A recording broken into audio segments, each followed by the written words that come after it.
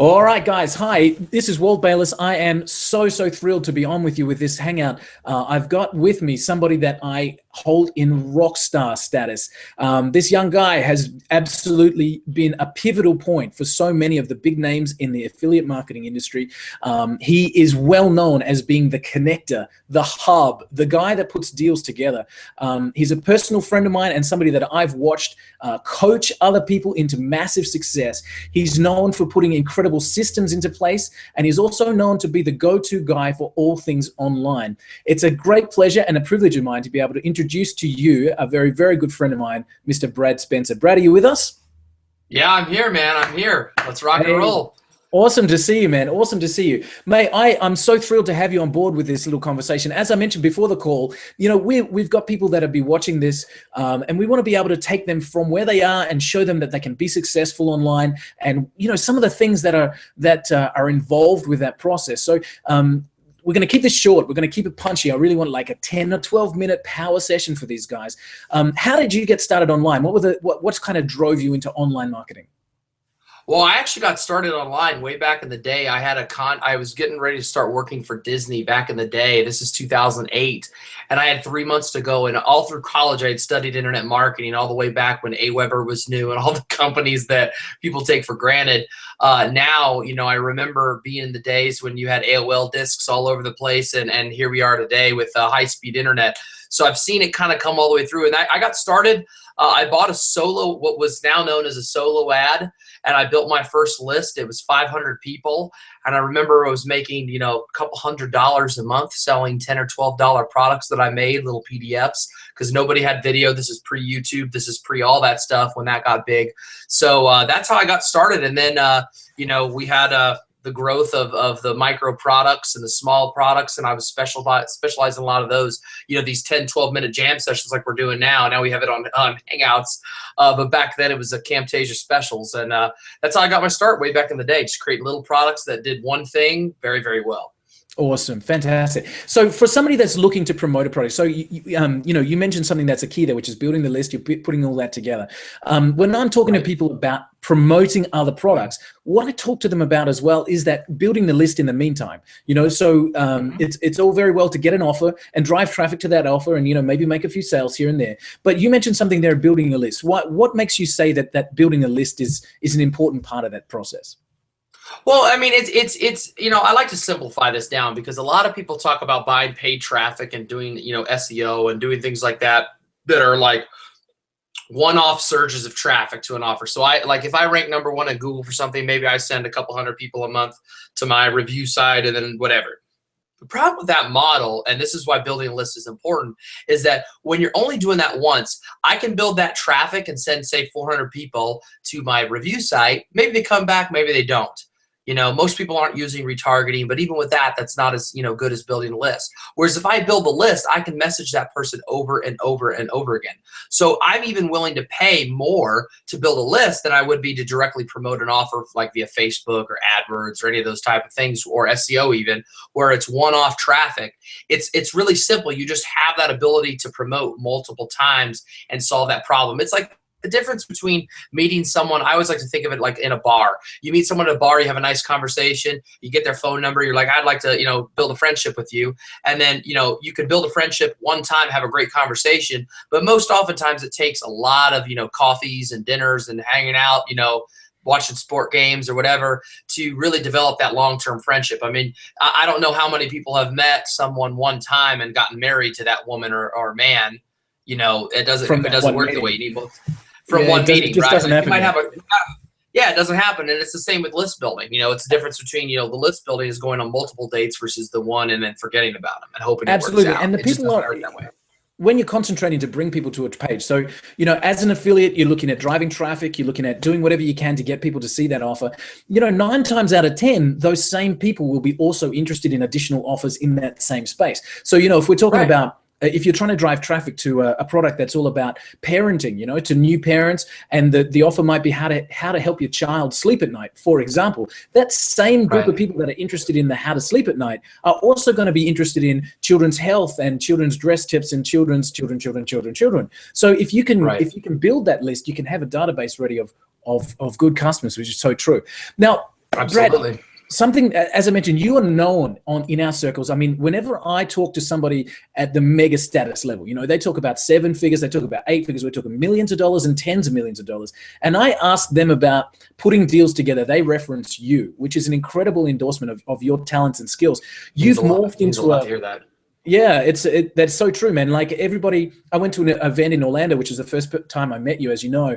And, there's all these rock stars. There's a $7 million guy. There's a $12 million guy. And when they're talking about putting deals together, they reference you, which is amazing. And so, you and I have become good friends as a part of that. But one of the things that we said is that from affiliate marketing now, you're the person that's you're the person that's bringing the affiliates to a deal. So that's kind of your space at the moment. Like you're bringing people to a deal. So if I was talking to you as an affiliate and I said, as an affiliate, what should I be looking for in a product that I promote, Brad? What should I consider when I look at a product as an affiliate? Well, and I'll start out with the first thing you shouldn't do. A lot of people look just at the EPCs, earnings per click, or whatever that they're talking about. That's not a really good stat to look at because it's the easiest number to manipulate. It's like politicians; they can manipulate any number. And that's the same thing with like affiliates. Everybody defines it differently, so that's not what I look at first. The first thing that I look at as an affiliate is the communication I can have with the vendor. I'm a big believer. Where I grew up, you're nice to everybody. You're if someone says, "Hey, I need your help," you help them. I'm not really into the whole ego game. My numbers speak for themselves, and that's fine. But I still help people that are, maybe drive 5 units, 10 units, or 100 units. The energy is the same because it's a deal. You never know where the deals are going to come from. So first thing I look at is the communication with the vendor. How are they, what are they doing? Are they very clear? Are they very easy to talk to? Trust your gut on that one. We've all both been in this situation where we've been, getting, pulling teeth out of somebody, to get them to do what they need to do on the communication side. So first off, that's this thing that I would go with. Second off, I always look at the quality of the offer. A lot of people say that. One thing I like to do actually is I like to see how good of a teacher people are, because just because someone is good at something doesn't mean they can actually teach it. There's two different skills. It's like college professors that teach business and entrepreneurs. Not every entrepreneur is able to teach business to somebody because they don't have that educator type of background. So I like to find people that are educators and good at their skill. Nice. That's not always common, but that's one that's big because your customers will see bigger results. The other thing that I would say too, that affiliates, and this is one of those underhanded things that the guys that make a lot of money really focus on, and I'm actually doing a lot of work, as I mentioned to you before the call, is focusing more on the evergreen promos. How evergreen is this product? Because I will tell you that as an affiliate, you'll put in the work to whether you're doing a review video, writing some emails, setting up a review blog. Doesn't matter how you promote, you're going to be setting up assets that if you don't really push a lot of traffic to over time, selling one item a day doesn't seem like a lot. But when you've got 20 or 30 items that you're selling one item a day, that money adds up fast. Absolutely. And that's the thing that I would look at as an affiliate is how can I promote this every day? Like, I don't want to promote this just during the launch or something like that, or when it's brand new.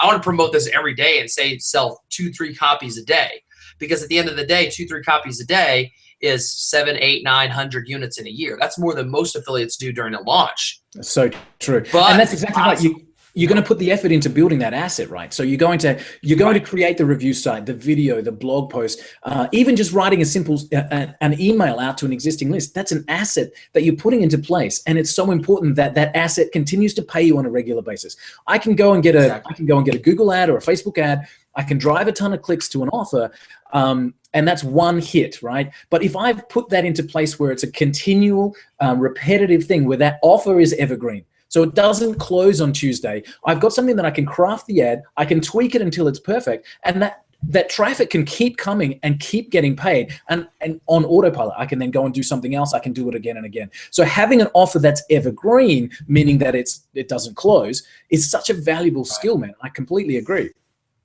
Yeah, that's a big one, and it's something that, like, a lot of people, I feel like they look at it at the end, and they're like, oh, that'll be good, like, okay, whatever. But the problem is that's how you get stuck in the rat race, because even as an affiliate, whether you're building a list or not, and you should be, you should always be building a list if you can, and it works even better in other markets because it's people are not used to all the trickery that some niches are in.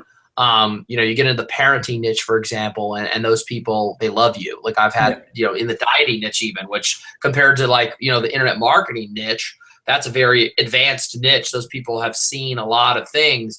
Other niches, they think it's actually you sending the email still. Like they don't even know that there's not of things like autoresponders and all that other stuff. So it's very easy to be personal, and that actually works better like being a real human being as opposed to like trying to market something all whiz bang and fancy. So if you're building that asset and that's your primary focus is building an asset, it's amazing. And it works even better when you're outside of, when you're in other niches than just, the online space or, diet or, the big popular ones that everybody talks about.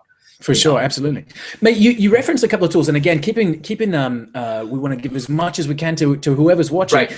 You referenced a couple of tools there, like Aware. If I cleared off your desktop, you had nothing else, and I gave you a new laptop, and you had to get your top few tools ready so that you could go and earn money, so that you could do what you do. What would be the tools in your toolkit?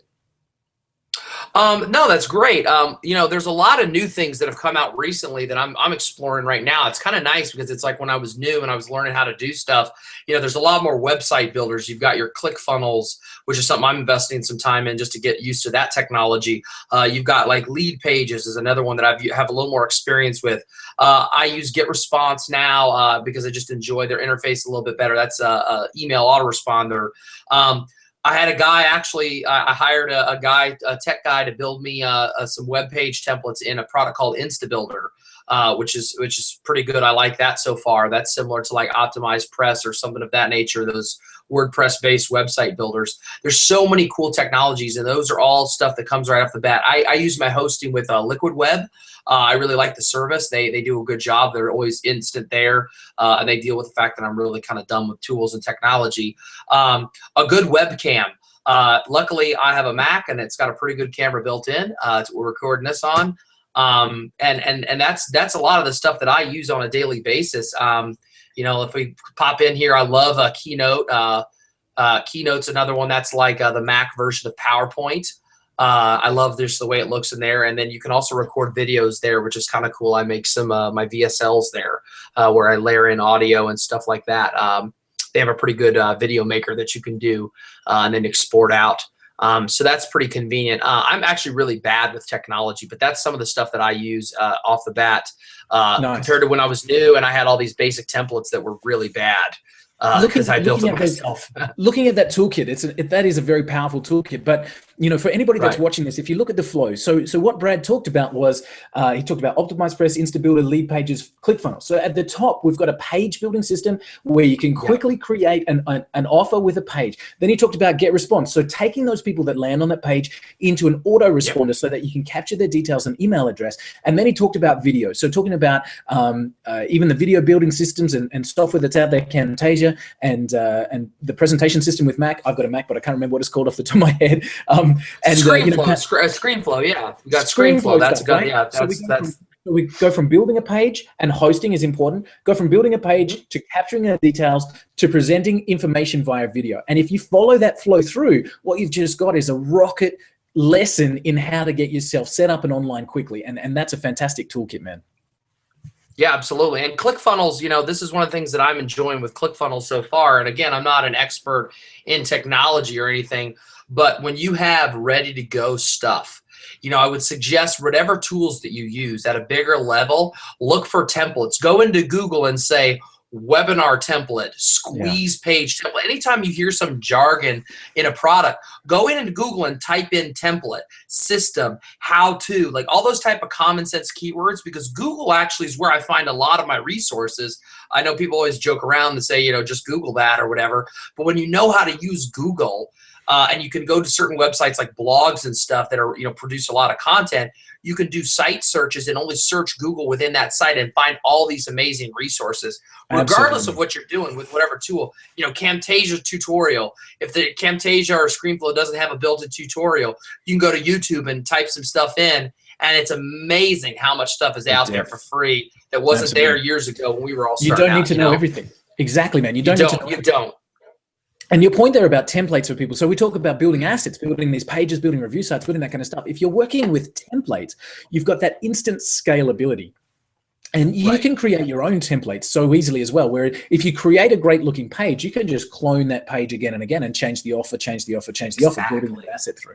That's a really cool tip, man. Hey, you and I talk a lot about automation as well and about productivity. And I know that you're a big fan of a tool called Asana, which is a project management to-do list kind of thing. And I want to talk to you about that specifically just for 1 minute in the way that you get other people to do work for you, because you and I have talked a lot about there's a lot of things that you need to do, and we talk about this concept called outsourcing, whereas you can get somebody who is sitting by the computer, they want to earn a few dollars, and you've got a job or you're already busy. You can give them a whole bunch of tasks and they can go off and do stuff. They can go and build these sites, they can go and build links, they can go and do SEO, they can create videos, they can do all that kind of stuff. You pay them pittance compared to what it would cost you to do the same thing. How do you use Asana specifically in that space? So what I'll do is I use Asana, and then I'll also use a tool called Jing. The little video creator, because what Jing forces me to do personally is if it's a 5-minute video, odds are I won't do too much rambling when I'm giving instructions to somebody who's brand new. And this is something that I'm working on a lot myself, is being a lot more clearer communicator when people are new to a task. So what I will do with Asana is I'll create a task and I'll say something like, I'll set a due date, I'll do all that kind of stuff. But then I'll also say, set up Google Analytics. And there might be, it has like a little checkbox system that they can check the box when it's done, so the task is complete, kind of that check the box system. And I will go in and create tasks for each of those subtasks. So each of those things will have like a little description with some instructions. Like what I do a lot of times, one of the examples of things that I do for my main assistant is she's in Utah, so she's an American, 12 bucks an hour, great talent. She would cost me a lot of money if she was in an office or something like that. But as a stay-at-home mom, she values the flexibility. So I'll give her tasks, and a lot of it is stuff that I don't need done immediately. Within the next day or two is fine. So I'll give her an article and I'll say, hey, pop out some of the main bullet points of this. And then I plug that into Asana, where I get a summary of that article back to me that I can then read. So instead of reading 3,000 words, I'll read 350 and I'm in and done. So she saves me a lot of time. And all I actually use Asana. One of the nice things about them is they have a good Google Chrome extension. And it sits up here on the top of my screen. And what's great is I can go to a web page, let's say like Bloomberg.com or something like that. And I can just go to the raw page, doesn't matter. I click a little button. It takes the web page title, creates a task out of it. I type what I want her to do, and then boom. So let's say I'm researching resorts. I say, oh, I like this resort. Can you find me 5 more things like this? And then I'll say, go doing this. And she loves to travel, so I like to give her those types of tasks. So whether it's business stuff or whether it's life stuff, I can be browsing the internet and say, crap, I don't have enough time to do this right now. Bang, create a task for her in our work area. There's like a little project area for her specifically. And I'll give her a task with some written instructions. Now, if I need to shoot a video, I can do that as well. Or I can just do like a numbered list inside there. And then it shows up as her, gives her a due date. So she's got an assignment or whatever. And then boom, it's done. Perfect. It's so easy. And the best part about it is it's free. Yeah, it's Asana, amazing. up to a certain amount of people, is free, so anybody can use this. It's and amazing. They're great support, great systems, everything. Everyone needs it, whether it's Asana or Trello or something else.